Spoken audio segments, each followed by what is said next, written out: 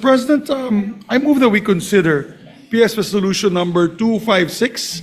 This is a resolution authored by Senator Pangilinan and several other colleagues. I'd like to ask, I so move, Mr. President, and then we can recognize. Any objection? Hearing none, the consideration of Senate Resolution 256 is in order. May I recognize the Minority Floor Leader, Mr. President. Minority Leader is recognized. Thank you, Mr. President. Magandang hapon po. Sir President, napaka-importante nung resolution na to, hindi lang dahil sa issue sa West Philippine Sea, but also because of many other issues, our economic ties, people-to-people ties, our OFWs in Hong Kong, in mainland China, in Macau. That's why the minority, through myself, wrote a letter to the Majority Leader and yourself for your consideration po, na rather than adopting the resolution, we call a committee hearing. I think napakalalim po ng issue na to, and it will be good for us and the public na malaman talaga natin kung anong talagang sinabi ni Commodore Tariela at ano yung palitan ng kuro-kuro. Having said that, while it's under consideration, I'd like to thank you and the Majority Leader for allowing na mag-sponsorship muna today. And it was a tradition in the 19th Congress that it's not a rule, it's a tradition na after the sponsorship, you give everyone a day or two before we go to interpellation and adoption. But in that day or two, if the majority would see it fit to call a hearing rather than going straight to interpellation, that would be in my view, best. But again, Mr. President, we rule by what is the pleasure of the majority. So we will submit sa wisdom of the majority. But may I put that on record na baka maganda na magkaroon tayo ng hearing about this issue. Thank you, Mr. President. We will, of course, seriously consider the recommendation of the Minority Leader. Thank you very much, Mr. President. Mr. President, just for the record, we have indeed made it a practice that when a bill is sponsored, we give it time for interpellations, a day or two thereafter. In the case of resolutions, usually we pass it the same day or after sponsorship. But in case of controversial resolutions or bills, we do give it some time. Yes. So I think the request is reasonable, quite in order. Yeah, so Majority Leader. Therefore, I move for the previous motion and ask the Secretary to read the title of the measure. But after na siguro, yeah. Maybe we can ask. Yes, but we need to ask the it's Secretary already on to the read the floor. title of the It's measure. already considered. We ask the Secretary to read the title of the measure and ask the sponsor to Yes, so we can recognize the deliver sponsor, sponsorship Senator speech. Pangilinan, after he reads the title of the measure. Yes, the Because I did not Secretary read is the title of the recognized. measure earlier, Mr. President. My apologies. Resolution expressing the stance of the Senate in condemning recent public statements issued by the Embassy of the People's Republic of China concerning Philippine officials and institutions, and affirming the right of the Republic of the Philippines to assert its sovereign rights in accordance with international law. Right, Senator Francis Pangilinan is recognized. Thank you, Mr. President. Thank you, Majority Leader. Thank you, dear colleagues. Before we begin our sponsorship, we would like to thank the good Minority Leader for his earlier manifestation. And we too share in the earlier manifestation of the Senate President that given the controversies behind this resolution, we have no objection as to allowing our colleagues time to interpellate or perhaps even bring the matter to a Senate hearing after we have sponsored it and before adopting it, Mr. President. Mr. President, dear colleagues, it is my honor to sponsor and principally author proposed Senate Resolution number 256, together with Senate President Tito Soto, Vicente Soto III, Senate Pro Tempore Ping Lacson, Majority Leader Mig Zubiri, Senators Erwin and Rafi Tulfo, Risa Ontiveros, Win Gatchalian, Loren Legarda, J.V. Ejercito, Bam Aquino, Jinggoy Estrada, Lito Lapid, Camille, and Mark Villar. May we also place on record that while they have affixed their signatures to this resolution, this does not mean that those who did not affix their signatures are objecting to this resolution, precisely why ultimately, in the end, it is when we move to call for a vote on this resolution that there we will determine who among our colleagues will support it or not. Introducing this measure does not mean that those who did not introduce this measure are opposed to this measure. Just for the record, Mr. President. Mr. President, dear colleagues, our Constitution mandates us to protect the Republic's sovereignty, territorial integrity, political independence, and dignity. In fulfilling this mandate, when we senators, representatives, the Coast Guard, or any public official who swore an oath speak on the West Philippine Sea and on the arbitral award, we are not merely expressing our opinions. We are carrying out our solemn duty to uphold and defend the Constitution, to defend the nation, and uphold the rule of law. Recently, an official of the Chinese Embassy issued public statements in undiplomatic and disrespectful language, directly attacking incumbent members of Congress, including myself, for positions we took in defense of Philippine sovereignty and maritime rights. We took because we were upholding and defending the Constitution. The statements crossed the line from legitimate expression of a foreign state's views into interference in our domestic democratic debate. By adopting this resolution, the Senate tells China and the world that this institution will not be cowed, that this institution will defend our nation's sovereignty, that this institution will defend and uphold our Constitution as we swore to defend and uphold the Constitution. That we stand as one in saying, no foreign mission may dictate what Filipino senators what Philippine senators can or cannot say in the lawful performance of their official duties. We may hold differing views on many matters, yet in this, we must stand together. We uphold our officials when they speak on behalf of our nation, and we safeguard our institutions when they are disparaged by outsiders.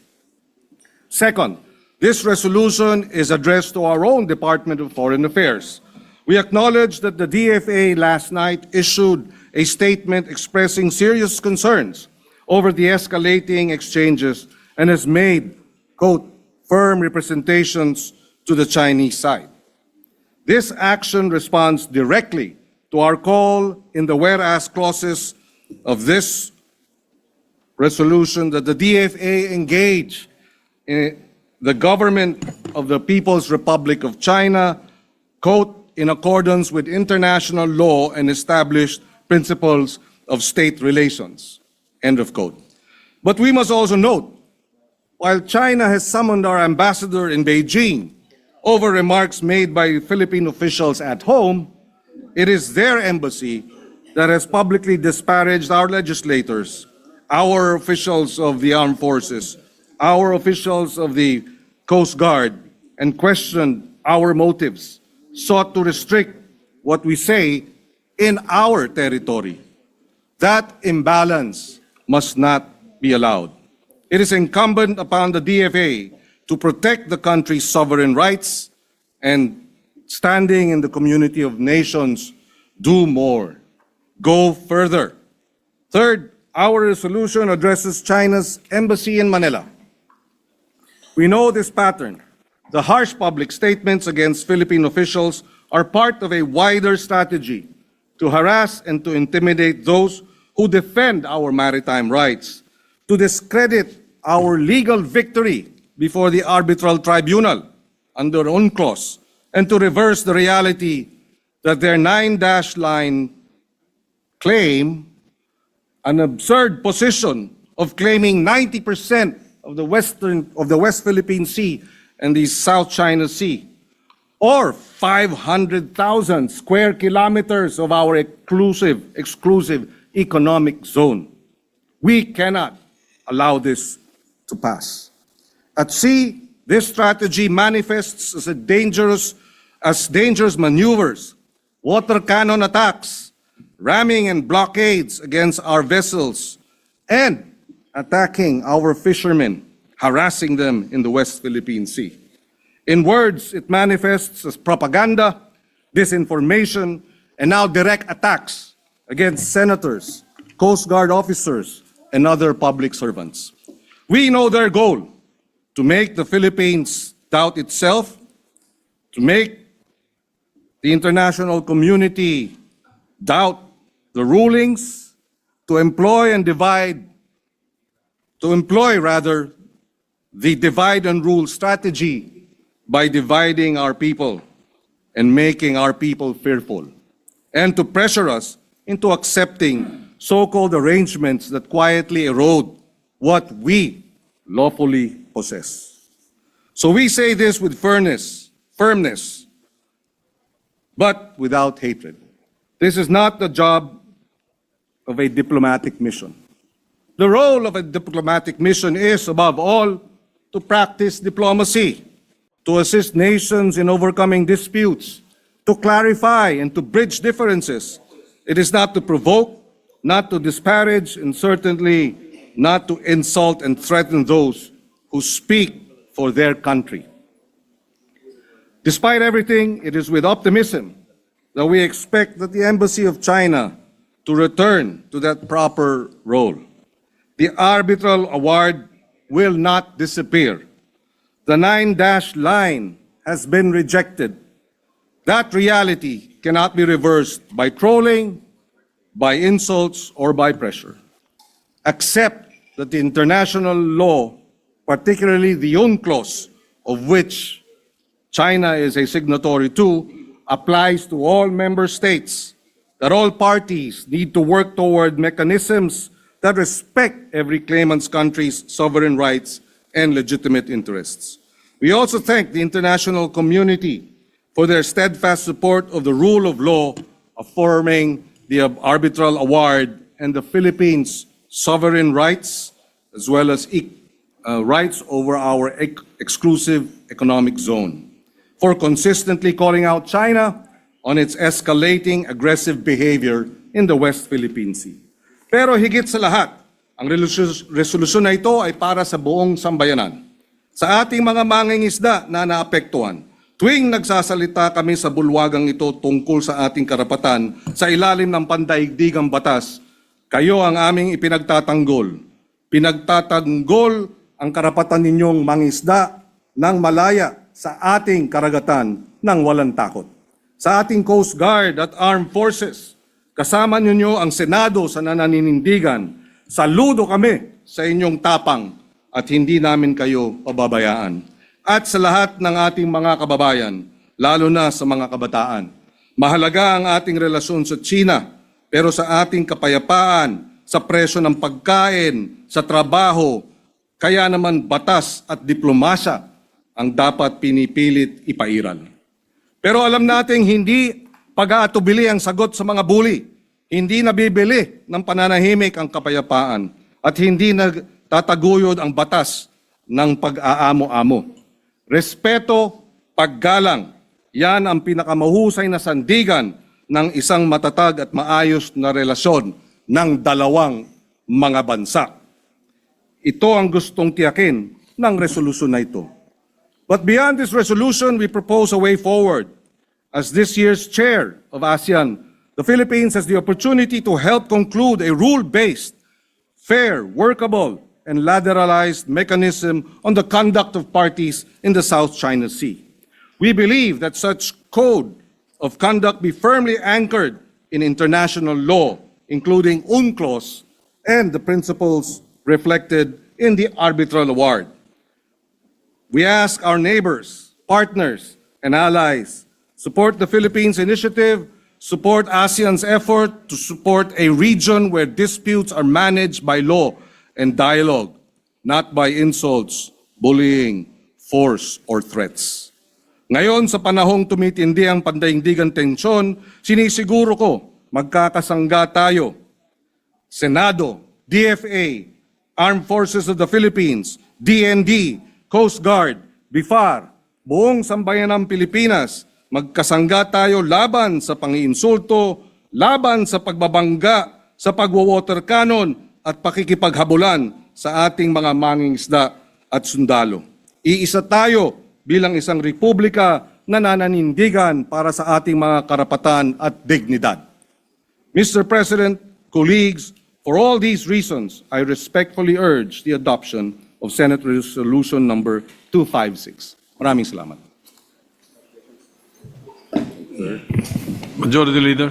Mr. President, we have several of our colleagues who want to co-sponsor the measure, namely Senator Jinggoy Estrada, Senator Erwin Tulfo, and Senator J.V. Ejercito. May we recognize Senator Jinggoy Ejercito for his sponsorship. Senator Jingo Estrada is recognized. Thank you, Mr. President. Mr. President, dear colleagues, I rise to co-sponsor a resolution expressing the sense of the Senate to condemn the unacceptable remarks of the Chinese Embassy in Manila against our Philippine officials with regard to the West Philippine Sea. I pose this question: what is the business of Chinese embassy officials criticizing our public officials and even calling them names, branding senators as helpers of Philippine Coast Guard Commodore J. Tariela in defending our rights in the West Philippine Sea because, as they claim, Commodore Tariela can't win over the argument. Hindi man ako sang-ayon sa naging gawin ni Commodore Tariela, ngunit hindi ito sapat na dahilan upang pakialaman ng Chinese Embassy ang internal affairs at soberenya ng ating bansa. This is not only an assault against individual senators, but an affront to the Philippine Senate as an institution. This representation joins the chorus in strongly condemning the pronouncements of the Chinese Embassy in Manila against our public officials. We should not just let this slide. There is no argument to begin with. The 2016 Arbitral Award is final and binding. Atin ang West Philippine Sea. This is all part of their tactics. They are looking to scare, coerce, and intimidate their neighbors to pursue their wild imaginary claims over our territories. Even after an arbitral ruling delivered a unanimous and enduring decision in 2016, firmly asserting that the Philippines has a full exclusive economic zone in the West Philippine Sea, invalidating China's claim to almost 80% of the Philippines' EEZ. Both China and the Philippines, pursuant to their treaty obligations under the UNCLOS, are legally bound to comply with this decision. As your former chairperson of the Senate Committee on National Defense and Security, Peace, Unification, and Reconciliation, my position on the West Philippine Sea has always been consistent with the position of the Philippine government under President Ferdinand Marcos Jr. The UNCLOS and the Arbitral Award continue to be the foundation of our actions and policies on the West Philippine Sea. But China had no respect for the 2016 arbitral ruling and for the international law, just as they had no respect to our fishermen, even cannoning them, to the Philippine Coast Guard and the Philippine Navy patrols, and recently to the elected senators of this republic. Namimihasa na kayo. O walang kaya. Sino ba pumapanig sa kanila sa pang-angkin sa West Philippine Sea? Ang sagot, halos wala. Hindi ang international na batas, hindi ang pandaigdigang komunidad, at lalong hindi ang mga bansang direktang apektado ng kanilang pang-angkin. Ang tinatawag nilang historical rights ay hindi kinikilala ng modernong batas pandagat, at ang pagdidikta sa pamamagitan ng lakas o puwersa ay hindi nagiging katotohanan kahit idaan pa sa pananakot, at mapanganib na maniobra. Kahit gaano pa kadami at kalaki ang kanilang barko at kahit idaan pa sa propaganda na walang basehan. Mr. President, we as a nation will continue to assert our rights under international law. Our kababayans deserve nothing less than a government that firmly stands its ground in asserting our sovereignty and defending our nation's interest. Mr. President, I repeat, atin ang West Philippine Sea. Maraming salamat po. Thank you, Majority Leader. Next to sponsor, Mr. President, is our distinguished colleague, Senator Erwin Tulfo. Senator Erwin Tulfo is recognized to co-sponsor. Thank you, Mr. President. Mr. President, I rise to co-sponsor Senate Resolution number 256, condemning the recent public statements issued by the Embassy of the People's Republic of China, directed against Philippine officials and institutions.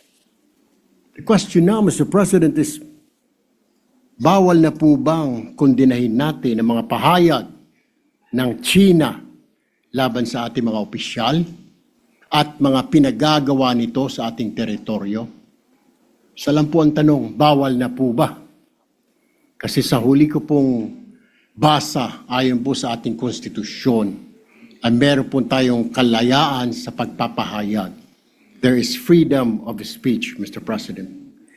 And I also want to remind not only the Embassy of China, but other diplomatic missions as well in our country, that in the Vienna Convention of Diplomatic Relations of 1961, it clearly states one of the functions of a diplomatic mission includes promoting friendly relations between the sending state and the receiving state, tayo po yun, and the developing their economic, cultural, and scientific relations.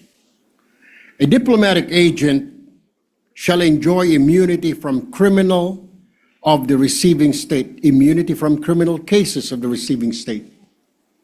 He shall enjoy immunity from its civil and administrative jurisdiction with exceptions. Without prejudice, though, to their privileges and immunity, it is the duty of all persons enjoying such privileges and immunities to respect laws and regulations of the receiving state. They also have a duty not to interfere in the internal affairs of the state. Paalala ko po, and I would like to remind all our diplomatic missions to please review the Vienna Convention on Diplomatic Relations of 1961. Mr. President, malinaw din po sa Section 7, Article 2 of the 1987 Constitution that in our relations with other states, the paramount consideration shall always be national sovereignty, territorial integrity, national interest, and the right to self-determination. For years, the Philippines has acted with restraint and good faith. We have pursued peaceful negotiations. We have exhausted legal remedies and diplomatic processes. We have chosen dialogue over confrontation, law over force, and cooperation over conflict. But despite these efforts, China continues to engage in acts that intimidate and harass our fisher folks, endanger our Coast Guard, and question the authority of our institutions. Let me be clear, Mr. President, our commitment to peace does not mean acquiescence.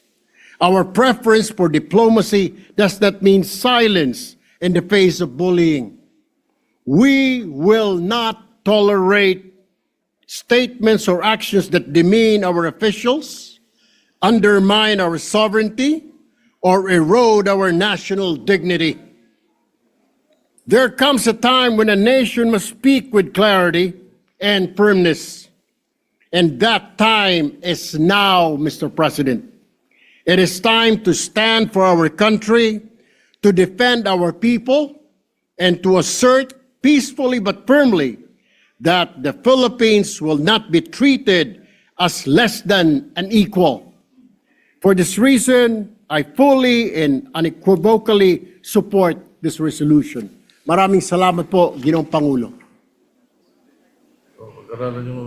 Next to co-sponsor the measure, Mr. President, Yes. is Senator J.V. Ejercito. Be recognized. Senator J.B. Ejercito is recognized.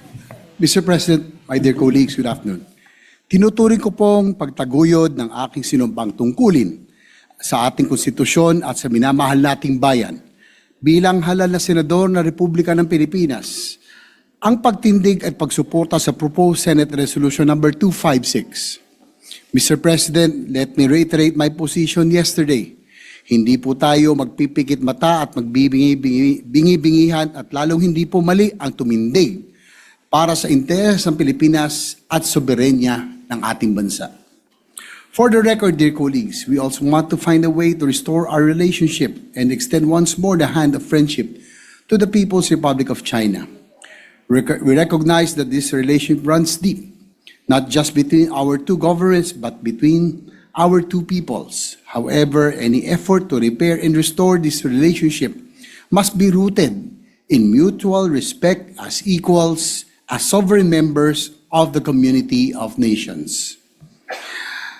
Mr. President, siguro po hindi nakakatuwa na marinig sa Chinese Embassy officials, sa bagong katatalaga pala na ambassador, ang mga salitang hindi magaganda sa ating mga mismong opisyal na tayo po ang host country. Kung ganito po ay dapat siguro ay hindi pa naman natin idideklara person ng grata, pero kung ganito ay sana'y palitan po siya dahil hindi nakakatulong sa tensyonado ng sitwasyon ng ating bansa. Ang ambassador sana po ay dinadaan sa diplomasya para maayos, maging maganda ang relasyon ng China at Pilipinas. Pero kung ganito po, ang pag-uugali at karakter ng bagong ambassador ay hindi po makakatulong sa relasyon ng China at Pilipinas. Mr. President, the arbitral award that was hard-won under the legal framework of the United Nations Convention on the Law of the Sea, or UNCLOS, is a fact that international law that no amount of coercion or distortion can erase. And our friends from the People's Republic must come to understand that asserting our rights as a sovereign nation is not provocation, nor is it a duty that will shirk from even in the face of forceful intimidation. Tinataguyod po natin ito para sa mga mangingisdang Pilipino na halos araw-araw hinaharap ang pananakot ng pambobomba ng tubig ng mga dambuhalang barko ng mga dayuhan para lamang makapangisda sa sarili nating karagatan. Para din po ito sa ating po mga Coast Guard na binubuli ng mga mas malalaking barko mula sa China. Kasama po ninyo ang representasyong ito at ang inyong Senado sa matatag na pagtindig para sa bandila, para sa bayan. Dahil ang sa Pilipinas ay sa Pilipinas at hindi natin kailanman isusuko ang ating kasarilan. Maraming salamat po, Ginoong Pangulo. Mr. President, Majority Leader. we have two other colleagues. Senator Raffy Tulfo would like to insert for the record his sponsorship of the measure, as well as Senator Lauren Legarda. Both will insert to the record. Senator Rafi Tulfo and Senator Lauren Legarda. Lauren Legarda. Yes, Mr. President. All right, so inserted into the records. And we'd like to recognize our distinguished Deputy Majority Floor Leader, Senator Risa Ontiveros, to also give a manifestation. Senator Risa Ontiveros is recognized. Thank you. Salamat po, Mr. President. By way of a very brief co-sponsorship and more of a manifestation, gusto ko lang pong i-bring sa atensyon ng lahat ng mga kasama dito sa Senado na nung oras na 3:22 p.m. ngayong hapon, 22 minutes lamang mula nung binuksan natin ang ating sesyon at posibleng bago pa ispinonsor ng Ginoo mula sa Pampanga, Senator Kiko, ang ating Sense of the Senate na resolution, may post na naman ang Chinese Embassy Manila tungkol sa paksa ng ating resolusyon. Ngayon naman, si Deputy Spokesperson of the Chinese Embassy, Guo Wei, sabi niya, echoes do not make a claim true. What matters is whether the argument stands up to scrutiny, not how many voices repeat it. At nirepost nila yung visuals ng 15 senators condemn Chinese Embassy's criticism of Philippine officials. Na ang ibig sabihin ng unang linya ng post ni Deputy Spokesperson of the Chinese Embassy Manila, Guo Wei, gaya-gaya lang tayo sa isa't isa, tayong lahat na pumirma so far sa resolusyon. Ang ibig sabihin sa post niya, hindi daw tatayo yung ating pagkondena sa mga pinagsasabi nila bago pa ang araw na ito, at hindi tatayo yung ating iginigiit na may karapatan at tungkulin tayong itaguyod ang pambansang interes. At minamaliit niya na halos 2/3 ng Senado ay pumirma nitong resolusyon. Ibig sabihin po, hanggang 36 minutes ago, half an hour before, salita pa rin ang salita ang Chinese Embassy Manila tungkol sa issue na ginawa natin ng resolusyon sa pamumuno ni Senator Kiko. Ganyan pa rin ang tono nila, bastos, walang paggalang. At gusto pa rin nila sila ang masusunod. Hindi lang sa